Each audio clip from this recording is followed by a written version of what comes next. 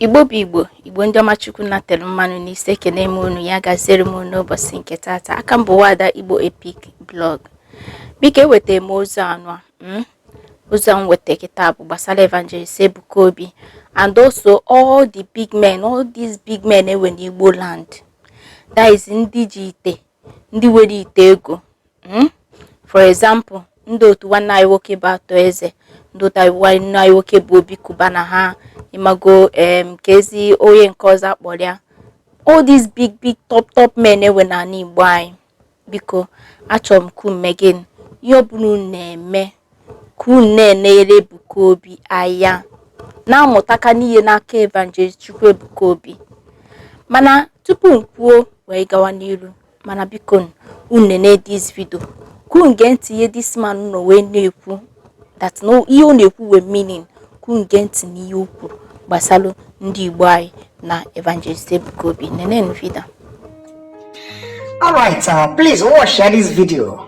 If I'm going to irrigate them, they say, I have case up where go millions. Watch. I told you, Bruno, okay. And you 50 million naira. I got my wife here with a sum of 10 million naira. I'm also under him. It is 9 million naira. I get 3.5 million. I am also paying with 2.5 million naira. With a sum of 500,000 naira. And I'm also paying here with 250,000 naira. If we're here, what I get here. Oboluna ndị Imo State si otu donate bego na alụsị ebe enwesịla ọfịa n'Imo State. Ị ga-afụ na tata na ama nwezi ndị bandits ma ọ bụ ndị kidnappers na-eme ọfịa. Watch ya na ife ọlụrụ mbụ Evangelist Ebuka Obi na nga ọkpala. Ị ma na nga ọkpala ebe ahụ na-abụ nnukwute ịkpa ndị bandits na-ebi n'ime. Ebe ahụ abụ ebe nnukwute eke ọgba na-ebi n'ime. Ebe ahụ ndị ntọrị na-ebi n'ime. Davido ya na-agba mba. Na kita na ayọrọ ya ma nakwa na anya everywhere na abụ ndị Fulani bi n'ime ọhịa biri everywhere. Why na ha ma bi n'ime ọhịa ebe ọ bụ na ịnwa nwaana alụba anyị alụ. Ị makwa isi ebe hụ ngara nọ na-ebili n'ime. Ị na-adịra gị ka ọ pụọrọ gị mbụ ndị Fulani herdsmen n'ime ọfịa mana ime ọfịa nwere lụrụ ya alụ. Na ife Ebuka Obi ji aka wee lụọ n'onwe n'ego nke tọnụ nga ọkpala ọbụrụ taa. Ọpọnụ mbọ niile a na-agba mbụ ndị old men, ndị igwe, ndị in council na ndị chief red cap ka ọ hapụ ịlụ ife ebe ahụ because na ha ji ebe ahụ eriju afọ. Anaghị mma bụ ulu ndị nze mana ọwọchizie na nga ọkpala emere nlụwasị. Ofu onye wepụtara this development mana kịta ha na-ebe akwa everyday na Mother Valley na ha jụrụ mbụ ndị kidnapper, na ha jụrụ mbụ ndị ohi, na ha jụrụ mbụ ndị nke ọzọ. A na-awụnye ego to gọọmenti ka ese ndị amị ka eje ebe aha gbawusie ndị ọbụla. Esi otu donate bụ ego that place na ka ebugwe one big industry, one big company, one big thing ga-adị ebe a tata kpala onye ọbụla uru. Ị na-ahapụ ime ọhịa na-asị ka ọ dị safe for what? Ọma ndị safe ọ ebe nke alụ ọrụ ọta. Ọ bụ na otu esi wee tụba ego ebe a mbụ ndị Mbaise n'ili ji na-esi ntu ya menye ebe niile n'Imo State. A ga-eji develop some places ma the worst thing na-abụ gịnị ego a tụrụ ebe a na kedu ebe ọ na-aba n'akpa ndị oshi. Atụsi ego ya na ibe in council na ndị otu ya agbari ego naanị iyi nwere ife eji ya eme ego nọ naanị iyi. Ọ bụrụ na Igbo billionaires ga-amụta how to donate money ha si wee nwee ego wee na-emezi obodo fa tata banye ga-abụ small London. Igbo ji ego, Igbo ma eli ego mana ego ahụ a na-eri ya wrongly. Eweruzie ego a ga-enye obodo ka ewere ewe mezie obodo. Etinye n'aka ndị Igwe in council na ndị oshi nọ n'obodo ha ekenye ya n'aka ego ha ma nwa akụkọ. Sometimes ị ga-afụ Community na-anwụ anwụ ga-enwe ha mmiri, ga-enwe ha ọkụ, ga-enwere ụzọ. Ha nwere ndị nọ asị ndị nọchite anya ha na gọọmenti. Instead isi ndị anwa meela anyị ife anyị na-ediri, ha ewere ego nke ha nwere enwe nye gọọmenti enye, gọọmenti etinye n'akpa. Ọ bụrụzie ịgbarụzi mmiri na-agba isi na ohimiri bụ wee naa n'iyi. Could you imagine? Ego a na-atụ na iri ji sụsọ na Mbaise. Mbaise nwere men, mba anọ nwere men, Ọlụ nwere men ka nkụnụ. Not Imo steeti ka ifu na ego, Imo nwere ego nwekasị ego nwekasịa, ma still yet Imo nwere some bushes, ọhịa ga-aba ebe aka ifuo n'Imo, anaghị alụ ya alụ, anaghị emesa ya aka. Ha bisiri ime mbụ ndị oshi, biri mbụ ndị ama, na-ekonụkọ ndị mmadụ, ndị Hausa bụ n'ime, ndị ọbụla bụ n'ime, ị na-asị m n'udo na-achị. Ndị Igbo wee na-aka unu mezie ya n'Igbo, because gọọmenti anaghị enekwa anyị anya. Ama m na unu enenechego ya bụ vidio. Ọtụtụ n'ime unu ga na-asị na onye ọbụla na-eme otu nke a si mee na-ego ha ma ọnụ nke ọzọ. Ka m gwu na eziokwu, ọ bụ like na anyị ewelo ndị were ezigbo ego n'ala Igbo. Abịa na Anambra steeti, anyị wee ọtụtụ n'ime ndị ụmụ nwoke were ezigbo ego, family ji ezigbo ego, a na-ada anụdo ọnụ ha. Ma ndị ma ndị na-amalụ, because o nwere ndị ga-ewecha ego n'incha ha ga-ewe, but na ha chọrọ ka mmadụ malụ na ha na-eme exist. Ndị ụmụnna anyị nwoke nọkwa na Enugu, side Enugu, Imo steeti, side Abakaliki, and also Abia steeti. Ọ bụ na anyị nchatụkọ aka ọnụ, maka na asị na ndị Igbo tụrụ inokwu si na agbọ ayọma mere yukọ ya ọnụ ọgbọ ụfụfụ. Ọ bụ na anyị nchabịa megin bịakwute Ebuka Obi, anyị hafugodi pride. Ama m na ọtụtụ n'ime unu bụ injinia, ọtụtụ n'ime unu were real estate, like for example of recent ka Obi Kubana meghe real estate ya offer you go one building mee ya, ịmago rụchaa ya, tinyecha everything o kwesịrị ike ịdị n'ime ya. Anyị ntatikọ aka ọnụ mee ya otu Ebuka Obi si wee mee ihe, vunata ịmago ihe nincha investment nincha anyị n'ala Igbo. Na ya na Ngọkpala today, Ngọkpala bụ a place ama a na-ada aga, mana look at Ngọkpala today, look at Zion City Evangelist Ebuka Obi lụrụ ebe ahụ. O wee video mme, if case not taken few days ago, nno wetelu unu maka one woman, the first woman kwata na gin na Zion City. This woman, o si that na ya mee this thing na mgbe ya chọrọ ibidia na wota Obi si na-eme ya. But na Evangelist Ebuka Obi si start it first, then I'll start, and before you know it, utanko shi wee kwabata na bịa.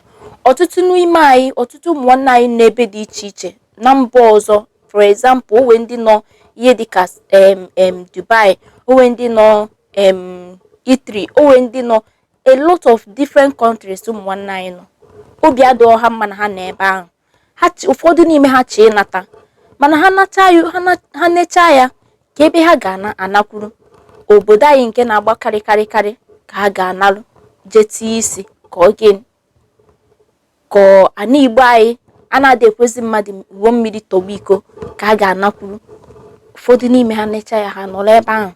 Mana ọ bụrụ na anyị ncha jikọ ụwa anyị ọnụ wee nata ndị a ji ego oke na ihe Evangelist Ebuka Obi mee na ka anyị megodi 1 or 2 ndị Anambra chịkọ aka ọnụ si oke ka anyị lụgodi hospital a, ka anyị lụgodi orphanage a, ka anyị lụgodi ebe ndị ala a ga na-agwọ ndị ala, ka anyị lụgodi school, ka anyị megodi nka mee nka. Before you know it, ụta nke esha akụziri ndị na-etonite before amakwa m na ego bụ ego unu, mana onye kpacha ego ma onye lụrụ nwanne ya aka before na ego ọkpa begin all the somehow ifu that na Igbo anyị ga-adị mma. Ihe niile anyị na-achọ kịta na bụ ka Igbo dị mma. Evangelist Ebuka Obi single-handedly built this thing with the support of ndị Zion. At first, people thought that it's just normal place or Gabibia, Imago, you just worship and go, but it's beyond that. The development, go delay alone. Imagine na a whole Zion city, here choleba hena manfu. Gomi na outside, ota mmadụ na abụọ na estate ya, osigi ki aje aja, ma ki aje ababa, Kiaje Mami, Kiaje Imago, all these places, all these big markets in Nigeria, Kiaje go tiye. Man obu maka Zion City. Na apụ ka nje Mobi free station je gbata fuel abụrụ maka n'ime Zion City because na free station dị ebe ahụ already. Ihe niile ịchọ supermarket, village market, restaurant, ebe ị ga-eri ezigbo nri ahụ adịghị mma ọ bụkwa ndị na-esicha elicha afọ asawa. A lot of things, name it, na-adịla ebe ahụ. Playing ground, ụmụ nwoke ndị na-like ịgba bọọlụ, maybe like on Saturday, some of our brothers, some of our fathers, they don't like going to work on Saturday, especially ndị self-employed. Ha na dey we Saturday as ezumike ha. He were aga gba imago mee small training. Agba ball oya ka echi ime na Amanfu. Ka ebi ya ha ịchọ na Zion City na Amanfu.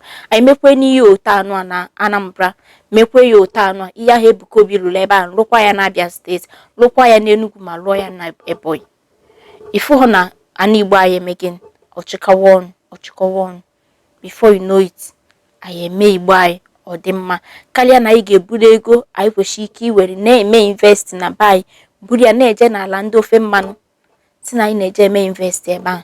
At the end of the day, abịa megin after like 5 years ịrụchala ụlọ. Some people ọ dị 5 years edemorishwe the whole thing, kụgọshiwa the whole thing. Ibi ikwu asị gị na gị na-anabe gị na gị na-abụ na ofe mmanụ abụla iburu onye ofe mmanụ omo Igbo, go to your distance, to your place. Okaloma na iwere ego ahụ anyị na-awụfu ka mmiri na ofe mmanụ ya na ugwu Hausa wee buru ya bunete na buy, invest na buy. Oya bụ na ya ebeneta ọtụtụ ụmụazị nọcha kịta anọ agacha skuulu na-ewela aka ọrụ na-enweghị ihe ha na-arụ. Ifu na ihe a na-asị gị that unemployment obenata, ọ bụ na n'Igbo anyị eho na ihe webụ unemployment ihe dịka 5,000 alụchi ya hụ ofu. Ifu na ndị gafe ebughịzi ibu achọwazie those ones ahụ ihe a ga-eme ebe ha ga-etikwa isi company, all these things. The last time afọ m eme video mgbe Nnamdi Kanu nwanne anyị nwoke mgbachi akpụga ya nga abịa na-ekwu the thing imago Obi Kuba na ha biye pụtara si na they are working on it. Governor of Anambra State see they are working on ya na work behind the social media up to today. Emekata nka nkịta obe up to today kita obe bịakwu for how many years Nnamdi Kanu nọ na that place or no, they are still working on it. Mana ọ bụrụ onye ọzọ like onye efe mmanụ ma onye ugwu by now no aka na ichefugo the self no pụta ọgalụ nga ya bụzikwelu na ọpụta. Owe ndị megoro ihe Nnamdi Kanu wedi ihe ngasị gị na ome. Some of our brothers, mkpọdị ha brothers, because onye ọbụla pụtara na-epromote otu a ga-esi gbu mmadụ na ndị otu abụghịzi mmadụ. Mbọsa ka anyị nọ na the same social media mmadụ na-ekwu okwu gbasara Christian na Muslim na-achọ ibute ọgbaghara n'obodo. Ọ bụ maka gịnị? Because na ndị be anyị emegheghị, anyị value our own. Come back home and invest. This insecurity nọ na East, anyị tụkọ aka ọnụ, it will go. Gọọmenti a na-ekwu okwu ya, gọọmenti bụkwa mmadụ. Onye tiri law ọhọ mmadụ, law ahụ a ga-eme amend ehe. That is why we country ọ ga-abịa today. Ịmafudo ofu mkpụrụ efi, ịmafudo ofu mkpụrụ ọya Hausa na-akụ kpọkọkpọkọ ebe ahụ ya zukwere nke ichi efi bata. All day na this world because they don't tolerate rubbish. Mana na Igbo anyị kịta anụ ha na-aga ibi ịbadoro ọya ahụ mba sef o were mma chee gị n'iru ma ọkpụrụ egbe o ike na-analụ ịmama na ọya ha amagobe gị. Ọ bụghị na anyị ncha na-agbacha iche anyị na-agba iche a na-anụ ọgụ n'ihe na-enweghị isi. Biko ka anyị nekwenu na Ebuka Obi anya na ihe ọ lụrụ na Zion ground kịta anọ na nga ọkpara. Ọ bụ na ọrụ ya na Lagos if ọ their own benefit. Mana nwoke mmadụ si gịnị akụruo ụlọ wee buru ya wee bunata kịta anọ nke ndị na-ebenefit ọhụ ndị Igbo anyị. O wuru onye gasị na ya ga-ahafụ obodo ya bịawa side ahụ nke eje mee ya oje lụọ ọrụ. okwe ndị ga-eme ya, mana most 90% of ndị ga-alụ ọrụ kịta na Zion City anaghị ekwu okwu ya, mana Zion ground ma prayer ground bụ ndị Igbo anyị. Ifu na obenetegoro ndị nke ọkpala kịta, ọ bụ na ha wee dịka 1000 unemployment. Ihe Ebuka Obi ro kịta anọ, ịma na oge more than 500 or 700 workers ga-need ya na that place. Cleaners, security, managers, assistant manager, accountant, cashier, receptionist, all these things. A ga-akwụcha ha nche ụgwọ. Biko ya ka nsị ka m bụ ndị ọma njem biko ka anyị benata aka na oke ọgụ anyị na-anụ, ma bịa ka anyị chụkọ ụwa anyị ọnụ, mara otu anyị ga-esi wee mebe anyị ka ọ dị mma, so that onye ọzọ batakwa, onye ezi bata ọ sị ei n'obodo nke amagbuo onwe ya, ewele anyị na-ama atụ. Onye ka nsị ka ngwanwụ ka emesịa. Echefukwana ka subscribe na my channel, comment, share ma ono notification gị. Ya gazi.